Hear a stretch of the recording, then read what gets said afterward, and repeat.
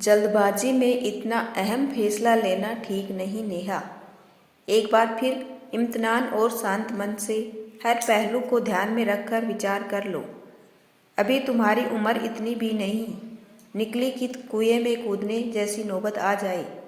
सुंदर हो, अच्छी नौकरी है, एक से एक अच्छे लड़के मिल जाएंगे।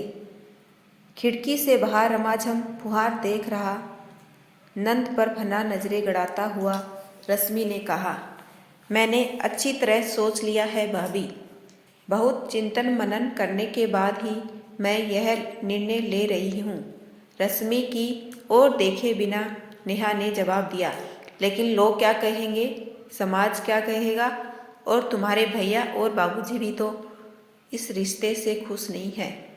मुझे भी तुम्हारा यह फैसला कतई पसंद नहीं।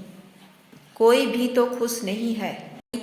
रश्मि ने नेहा को कुदरते हुए कहा, 30 के पार हो चुकी हूँ भाभी। कुछ दिनों बाद शायद उम्र शादी के लायक भी नहीं बचेगी। अब तक न तो आपके सभ्य समाज ने मेरे बारे में सोचा और न ही भैया बाबूजी ने। मैं अच्छी तरह जानती हूँ भैया बाबूजी को क्या परेशानी है। इस बार थोड़ा तल्ख और व्यंग्यात्मक लहजे में नेहा ने रश्मि की ओर देखते हुए जवाब दिया, लेकिन वो ऑलरेडी शादीशुदा है, पत्नी और 2 बच्चे हैं। उसके एक पत्नी के होते कोई दूसरी शादी कैसे कर सकता है? कानून के हिसाब से भी तो देखा जाए तो यह सरासर गलत है। और बिना शादी के दूसरी औरत रखने का मतलब जानती हो? समाज ऐसी औरत को क्या कहकर पुकारता है? नेहा को काटो तो खून नहीं, वह तिलमिला गई। उसे समझते देर नहीं लगी कि भाभी उसके बारे में क्या कहना चाह रही है। वहीं जो बाहरी दुनिया के लोग फुसफुसा रहे हैं, वैसे तो शुरू से ही परिवार में भाई को ही तवज्जो दी जाती रही। माँ की मृत्यु के बाद जैसे उसका कोई सहारा ही नहीं रहा। बीमारी के चलते पिता की प्राइवेट नौकरी छूट गई। इकलौता बेटा होने के लाड प्यार में भाई इतना पढ़ नहीं सका कि कोई ढंग की नौकरी कर ले। एक छोटी सी दुकान पर सेल्समैन है। हाँ, भैया की शादी बड़ी धूमधाम से की गई। पिता ने जीवन भर की कमाई बेटे की शादी में लगा दी। बेटी के बारे में क्यों नहीं सोचा?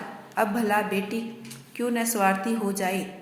आखिर उसका भी तो अपना जीवन है, कुछ सपने हैं। उसने क्या ठेका ले रखा है भैया भाभी और उनके बच्चों की परवरिश का? अब परिवार के सभी लोग डर रहे हैं। उसे यह चिंता नहीं है कि मैं किसी शादीशुदा शख्स से प्रेम करती हूँ और उससे शादी करना चाहती हूँ, बल्कि उन्हें डर है तो आर्थिक तंगी से 2-4 होने का। बच्चों के प्राइवेट स्कूल की मोटी फीस कौन देगा? महीने भर का राशन और अन्य खर्चे कहाँ से पूरे होंगे? भाई की छोटी सी तनख्वाह तो पता ही नहीं चलता कि कब और कहाँ गायब हो गई। जानती हूँ भाभी, ऐसी औरत को रखेल कहते हैं। इस बार गुस्से के साथ साथ नेहा की आंखें थोड़ी नम थी। वह लगातार बोलती चली गई, लेकिन आप बेफिक्र रहिए, मैं ऐसा कोई निर्णय नहीं लेने वाली। आकाश से मुझसे वादा किया है कि वो शादी करेगा और दोनों को खुश रखेगा। आर्थिक स्थिति से वह पूरी तरह से 2 पत्नियों को रखने में सक्षम है। रही बात कानूनी प्रक्रिया की, तो हम दोनों शादी करने के लिए अपना धर्म बदल लेंगे। बहुत से लोगों ने दूसरी शादी करने के लिए अपना मजहब महज चंद घंटों के लिए बदला और अब वह पूरी तरह से सामान्य जीवन व्यतीत कर रहे हैं। और वैसे भी आपको घबराने की ज़रूरत नहीं है। मैं पहले की तरह आप लोगों का खर्च उठाती रहूँगी। इस संबंध में भी मेरी आकाश से बात हो चुकी है, उसे कोई आपत्ति नहीं। और आकाश की पत्नी और बच्चों का क्या?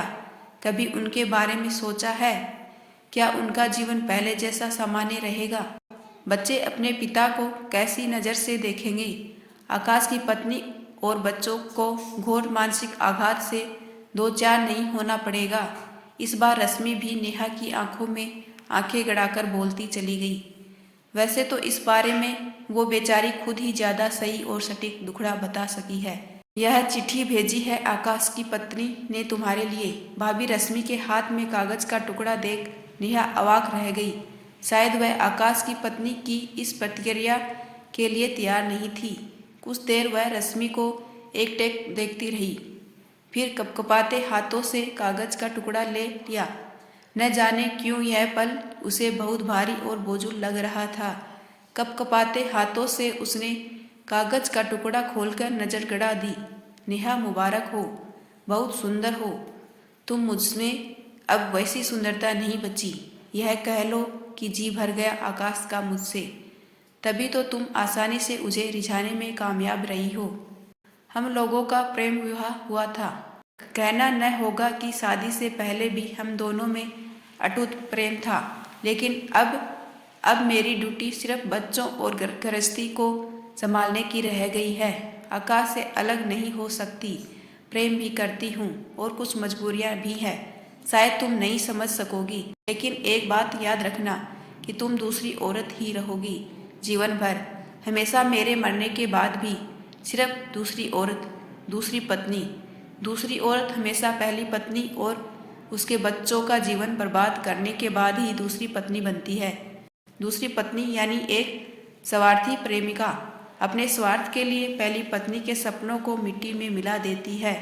सिर्फ तुम्हें ही दोष नहीं दूंगी, आकाश भी मेरा जीवन बर्बाद करने के लिए उतना ही जिम्मेदार है जितना कि तुम। नेहा का पूरा शरीर पसीने से तर हो गया।